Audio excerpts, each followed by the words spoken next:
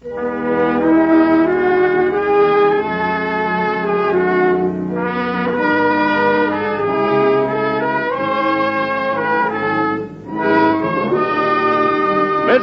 President, starring Metro-Goldwyn-Mayer's Edward Arnold.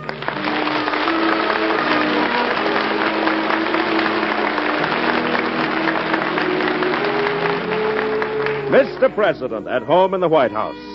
The elected leader of our people, our fellow citizen and neighbor. These are the little-known stories of the men who've lived in the White House. Dramatic, exciting events in their lives that you and I so rarely hear.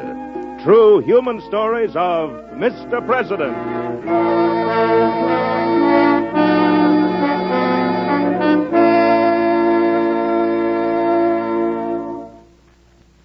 In just a moment, Edward Arnold and our story of Mr. President.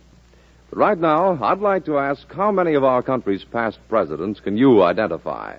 For example, do you know how many presidents have held office? Are you familiar with the major events that took place during the terms of James Monroe or Theodore Roosevelt?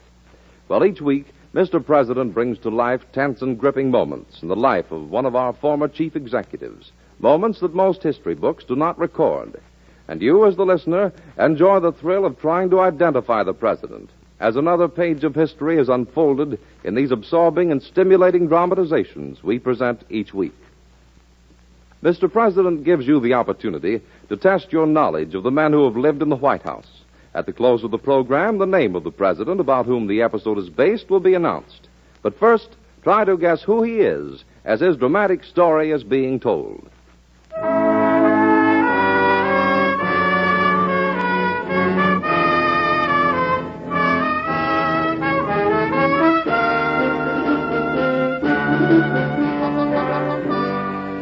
And now, Edward Arnold as Mr. President. Let's visit him in the White House. It is Sunday, and the old mansion is resting quietly after a busy week. We walk through the great doors under the presidential seal, across the foyer and down the long hall to the president's study. Come in. Sit down, won't you? Did you ever want an apple badly and then not get it until after you'd had a big dinner and couldn't eat it? It's an early lesson in life, that you've got to get what you want when you need it most, or it's no help to you. That's what I was up against in this story, and later on, of course, I'll tell you which president these events really happened to. But meanwhile, you may be able to guess.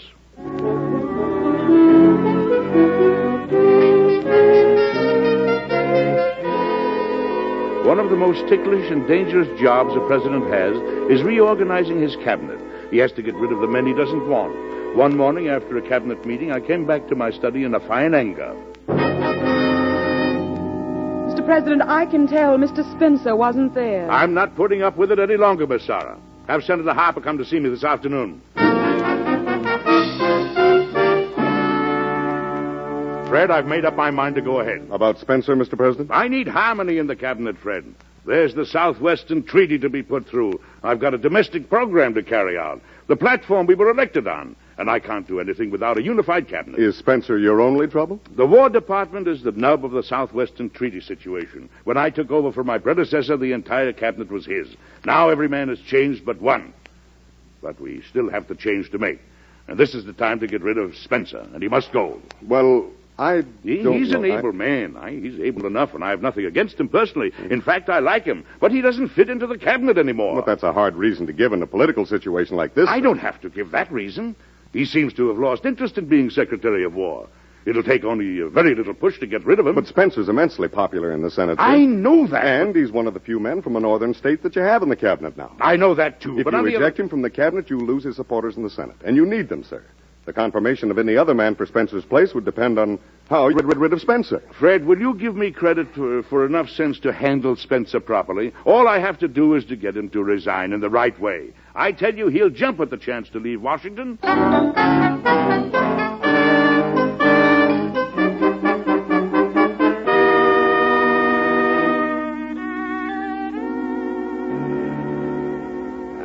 Sorry, Mr. President. I'm afraid you've misunderstood me completely. Have I, Spencer? I'm very satisfied with my post. I'd be sorry to leave it. Oh, I see. If I failed you, of course, that's different. But unless you can make me believe that, I'm afraid you'd have to force me out of the cabinet. Oh, no. I don't want to do that. You see, I simply got the impression you were, well, not happy where you were.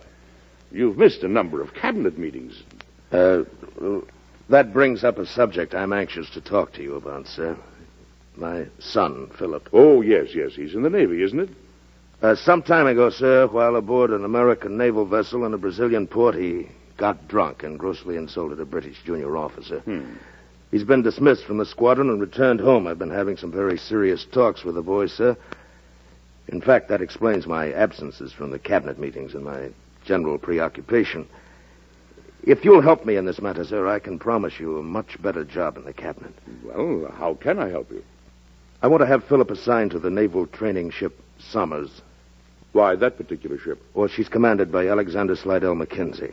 Oh, yes. A fine disciplinarian, a man of very high personal integrity. I think he can do Philip a great deal of good. The assignment ought to be easy to arrange, Spencer. Commander Mackenzie refuses to accept Philip aboard the Somers. Oh, just a moment. Miss Sarah? Yes, Mr. President. Miss Sarah, how long is it since I've inspected any naval vessels? 4 months, 2 weeks, and 3 days, unless my memory fails me. It never does. It's high time I visited the Navy Yard, isn't it? I'll have the Secretary of the Navy arrange it, Mr. President. Then make sure the training ship Somers is in the yard, will you? I'm particularly interested in going aboard her.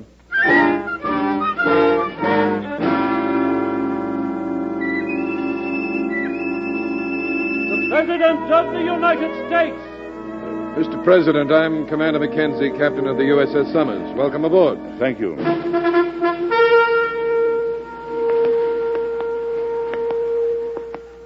A very ship-shaped vessel, Captain. Thank you, Mr. President. Will you step into my quarters before you go ashore again? Thank you.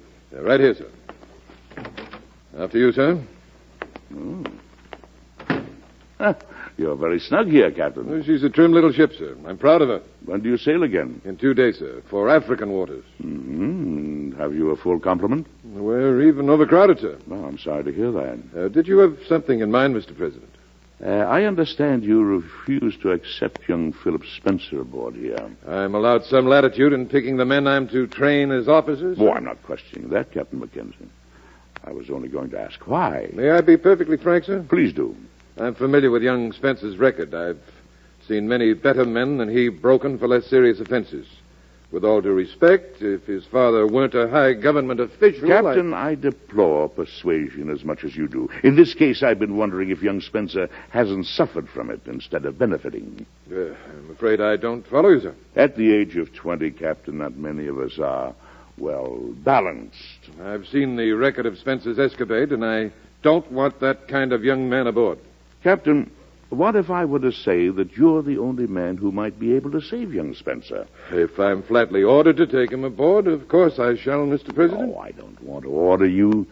I want to persuade you. His father's a very fine man. It would be a tragedy if his son turned out badly, only for a lack of a little understanding. Think it over, Captain, and let me know, will you? Spencer will be anxious.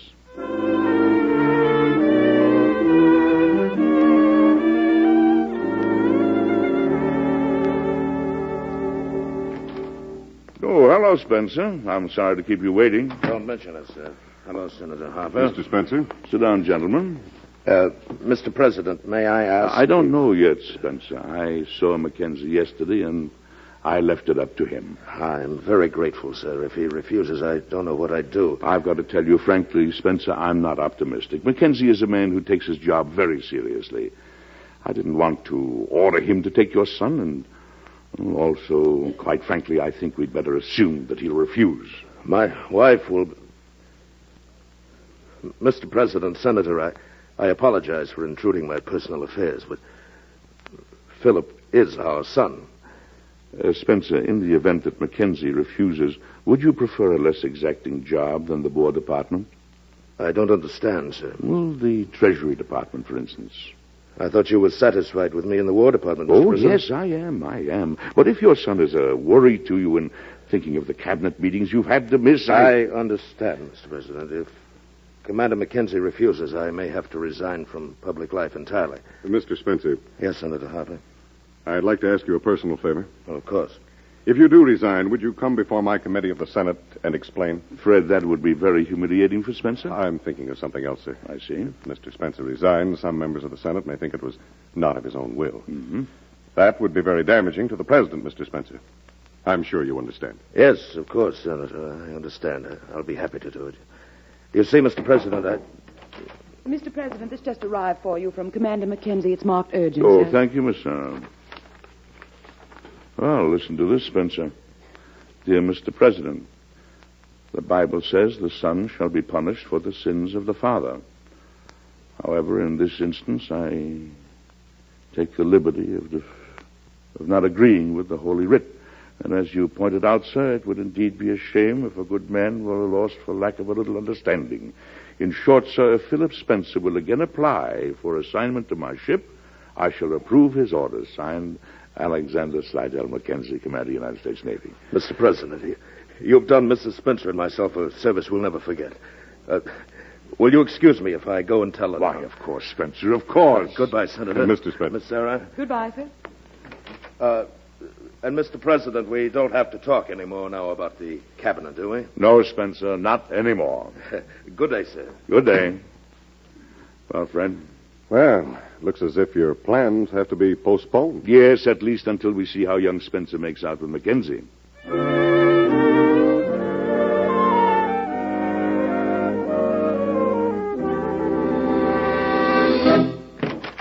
Mr. President. Yes? Mr. President, it's awful. Well, what is it, Miss Sarah? He was only aboard Commander Mackenzie's ship for 8 weeks, sir. Philip Spencer, for heaven's sake, Miss Sarah, what's happened? He's been executed, sir, for mutiny by Commander Mackenzie. He and 2 others. There's no explanation, only this report from the Navy Department that came last night. It's murder, Mr. President. Cold-blooded murder. To kill a young boy. What harm could there... Oh, come in, Spencer. I'll be at my desk, Mr. President. Thank you. I just heard the news this moment. When Philip was born, sir, my wife nearly died. When she heard this news, she said to me, I wish to God I had died. Spencer, I wish, too, that she died then 20 years ago. It would have been better than watching her die all night last night. Still, though she was living. What could I say to her? That he wasn't a good son? That he'd be better off dead? A poor thing, but mine own, Your Honor. I read that somewhere, or heard it in the theater. Mr. President, I've got to take my wife out of Washington at once. Of course, Spencer. I'll be going, too, sir. I never want to see Washington again. It can only remind me. I'll give you my formal resignation later today, sir. Resignation? Spencer, I feel a great responsibility in what's happened. If I hadn't persuaded Mackenzie to take your son, he'd be alive now. You can't blame yourself, sir. I can't help it, and I can't let you leave Washington until it's settled. Everything is settled, isn't it, Mr. President? He can't be brought back to life. As soon as Mackenzie's ship reaches port, I'm ordering a naval court of inquiry. We've got to know exactly what happened and how it happened. Until we do, Spencer, I want you to stay right here, and I don't want to hear any talk about resignation. As you say, Mr. President.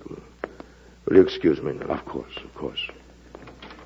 Oh, I beg your pardon, Mr. Spencer. Senator. Mr. President, the news of what's happened is all over Washington. People are horrified. Naturally. You know, it's strange how things come about, Mr. President. It appears that Spencer will soon be out of the cabinet after all. What? A number of men in the Senate feel very strongly about the situation, and they don't feel Spencer should be asked to stay in his post. They want to make it easy for him to resign, and so a couple of them are calling on him today. Why? Oh, to say that they'll understand perfectly if he wants to leave. God knows none of us would have wanted it this way, sir. But the cold political truth is that... Fred, you've got to stop those men from seeing Spencer. What? Yes. I can't let him leave Washington before we find out if Mackenzie was justified or not. I owe that to Spencer, to Mackenzie, and to myself. But this is your chance to solve your entire cabinet problem, That'll sir. have to wait, Fred, until after the inquiry. I can't use Spencer's grief as a stepping stone.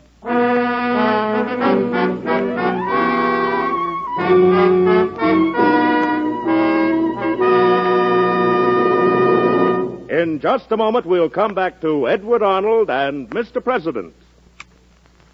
Have you ever paused for a minute in the rush of everyday living to ask yourself what it means to be an American? Well, it means every man is free to vote for the man he wants to be president or any other candidate for top government office. It means individual liberty, such as no other nation has ever known. Yes, the freedoms we enjoy are as natural to us as the air we breathe.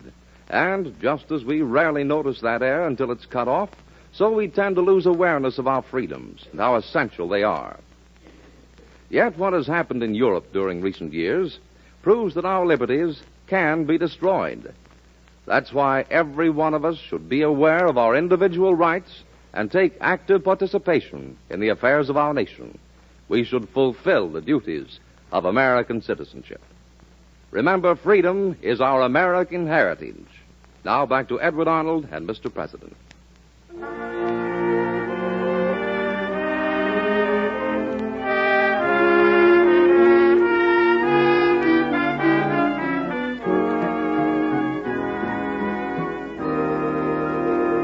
I wonder if you've guessed yet which president this story really happened to. Well, keep trying, and later on I'll tell you who it was.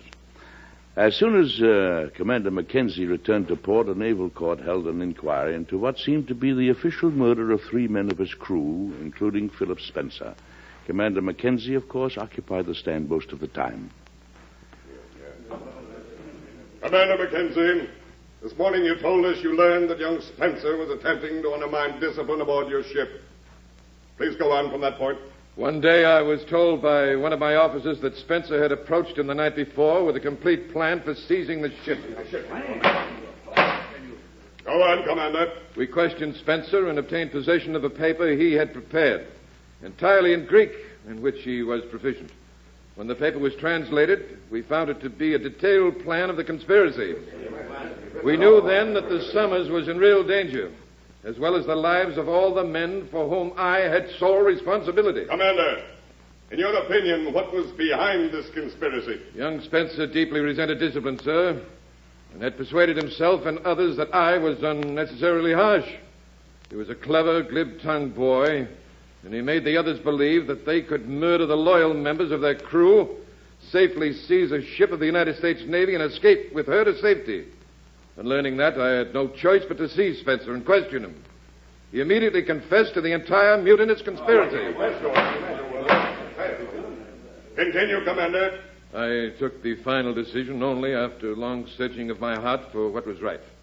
My doubts vanished when young Spencer himself readily admitted that he deserved execution. I ordered his execution, and it was carried out.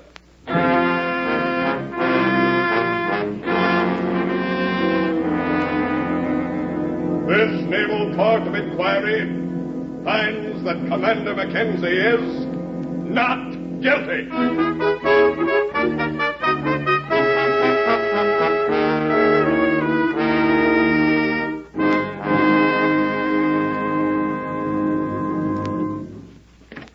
Miss Sarah? Miss Sarah? That's funny. Miss Sarah. Oh, there you are. Good morning, Mr. President. I'm sorry to be late, sir. Oh, that's all right. I was just getting worried. You didn't sleep very much, did you? Just when the verdict was announced yesterday afternoon, sir, I looked at Mr. Spencer on the other side of the courtroom. I haven't been able to get his expression out of my mind. Mr. President, the execution of that boy was legalized murder. I heard every session of the trial. How could Commander Mackenzie have been cleared in the face of such evidence? Miss Sarah, would you rather not stay here in the White House today? I can manage without you. No, thank you. It's horrible, Mr. President. I know it, Miss Sarah. I know it is. I couldn't sleep very much last night either. I was reading the trial record. Now I need some fresh air. I'm going to take a walk around the grounds. I'll be back soon. All right, sir.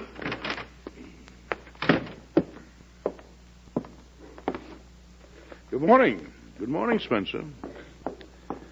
Were you coming to see me? Mr. President, you aren't going to let that murderer go free. What? The trial has got to be another. You can't let that verdict stand. Mackenzie can't escape with praise. What do you want me to do, Spencer? Use your high office for justice, sir. How? Make Mackenzie stand trial again. Make him tell the truth. Make him pay. You want vengeance, Spencer? I want him struck down. Yes, I want vengeance. On a man who did only his duty as he saw it? As he saw it. Is that to be the protection of every brute who hides his murdering instincts behind a uniform? His duty as he saw it. What about his duty as others see it? To decency and human understanding. Spencer, I understand your grief and your wife's, but you have no right to expect me to condemn an innocent man. You've lost all sense of proportion. Spencer, would you like to take leave of absence from Washington for a short while? Oh, no. Maybe you can silence your conscience, but you won't get rid of me so easily. I meant no such thing. I'm not going to leave Washington because I understand perfectly why you want me to go. Good morning, sir. Spencer! Spencer!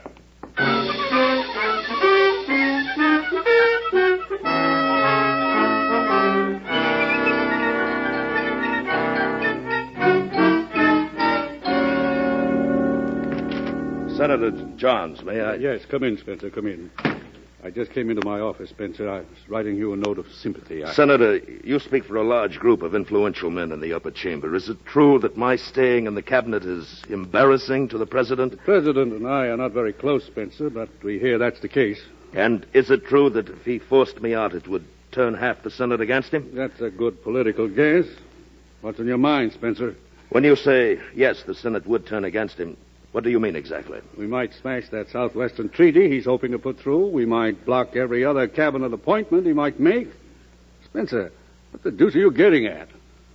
The president is using the death of my son to drive me out of the cabinet. What? He's protecting Mackenzie. He's using my feelings against me. He struck me from behind. Well, I'm going to strike him back. You'll find out how before today is over.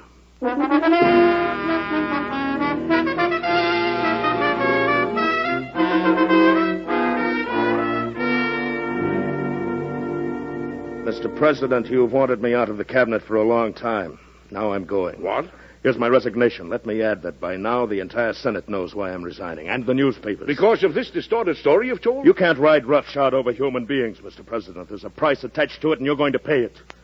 You can say goodbye to your Southwestern Treaty. You can say goodbye to getting any new men in your cabinet, except men the Senate wants you to have, because they won't confirm any others. Spencer, you're all wrong. There's my resignation, sir.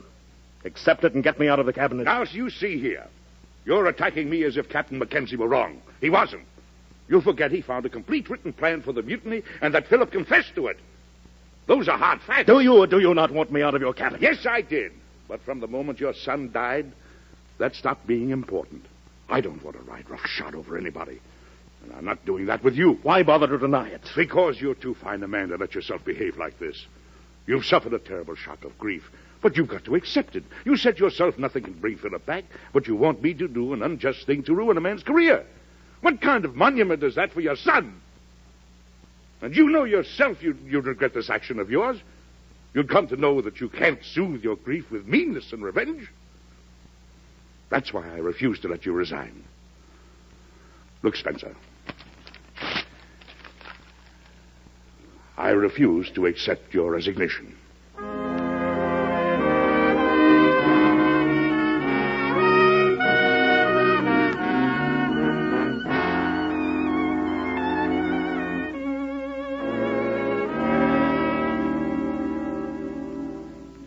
Mr. President, you should have let him resign. Why did you refuse his resignation? For the reasons I told him, I can't let him go on thinking as he does. But he won't stay. He'll resign anyway. Oh, maybe.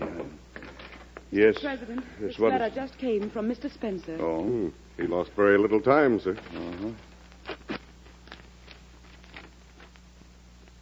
Dear Mr. President, I cannot apologize for my grief, but I can apologize for making you its victim. If I resign now, I realize it would only confirm what I told Senator Johns and make your future relations with the Senate impossible. Therefore, it seems to me that I owe it to you to remain in Washington and to do my job as you have done yours. If it will make your cabinet problem easier for you to transfer me to the Treasury, please do so. I remain John Spencer. Mr. President, I'm so glad. Well, Fred? Well, sir, personally, I'm delighted. But politically, it's as true now as it was before. Spencer in the cabinet still means dissension. I'm trying to put sentimentality aside, Yes, sir. so am I, Fred. So am I. So we'll have to have a long talk. I beg your pardon, sir. Yes, what is it, Miss Sarah? What is it? Of course, I'm only a woman and I'm supposed to be sentimental. But what's so terrible about that? You've just done a very fine thing. You saved a man from doing something he'd regret the rest of his life. And you may still get the treaty through. And, well, why are you so ashamed of it? Miss Sarah, you're right. But instead of crying about it, don't you think we could smile? Well, yes, Mr. President. I think so. I think so. Well, that's better, Miss Sarah. Look, Fred, she's actually crying.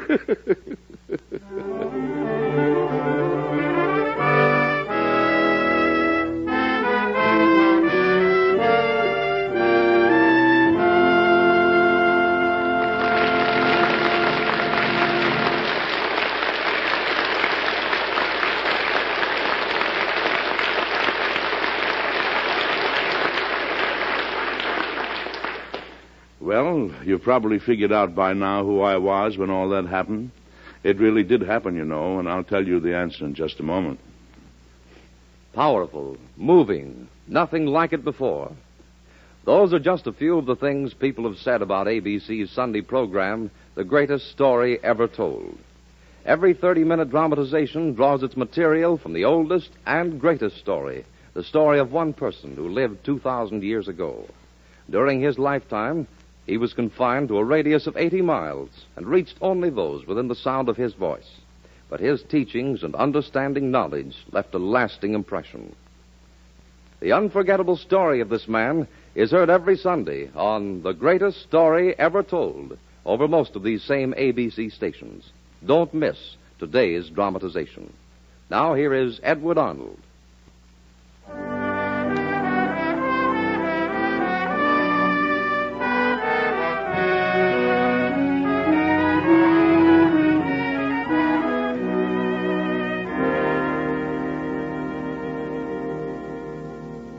The time of our story was 1843, and John Tyler lived in the White House then as Mr. President.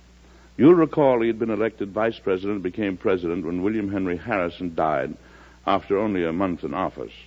Throughout his term, President Tyler fought for a treaty for the annexation of Texas to the United States. And this was done during his term by joint resolution of Congress. The mutiny on the USS Somers actually happened, and the son of Secretary of War, John Spencer, was executed in a case that made naval history. Come and see me again next week, won't you?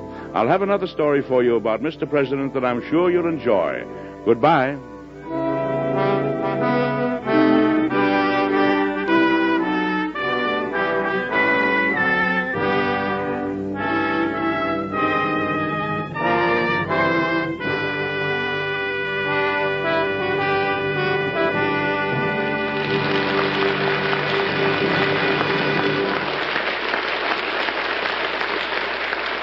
Edward Arnold appeared by arrangement with Metro-Goldwyn-Mayer, producers of High Wall, starring Robert Taylor, Audrey Totter, and Herbert Marshall.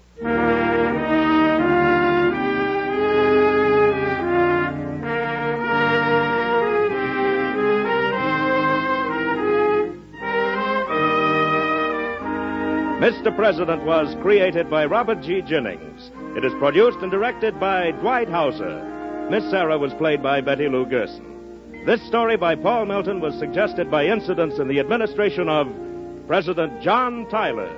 Music was composed and conducted by Basil Adlam.